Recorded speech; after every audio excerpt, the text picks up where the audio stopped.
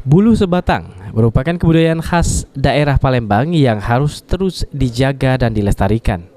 Sayangnya tradisi ini lambat laun mulai terlupakan dan banyak masyarakat Palembang tidak tahu dengan tradisi ini. Tradisi makan bulu sebatang bagi orang Palembang ini pada zaman dahulu digunakan untuk menyambut tamu atau saat ada acara perayaan besar. Teknik penyajian makanan bulu sebatang ini adalah saat tamu berkumpul, lalu duduk saling berhadapan tanpa kursi dan meja sambil mengobrol, lalu menyantap hidangan berbagai makanan khas daerah Palembang.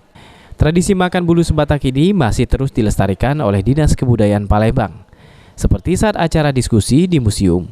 Kepala museum menyambut tamu dengan cara menghidangkan makanan bulu sebatang. Budayawan Palembang Mang Amin mengatakan, tradisi bulu sebatang yang dilakukan oleh Dinas Kebudayaan Kota Palembang ini merupakan hal yang sangat bagus untuk tetap dilestarikan. Budaya dan peninggalan warga Palembang pada zaman dahulu.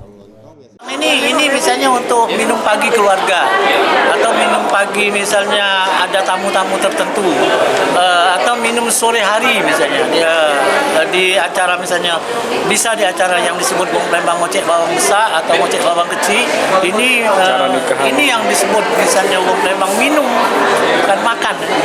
Ya, Oke, ini menunya apa memang? Tidak boleh nasi. Kalau menunya kalau dia pagi itu tadi Wong Palembang ngatur makanan itu misalnya kalau dia terbuat dari beras seperti misalnya burgo, lakso, misalnya lontong dan lain sebagainya itu pagi hari, tapi seperti celimpungan, laksan itu sebetulnya di sore hari.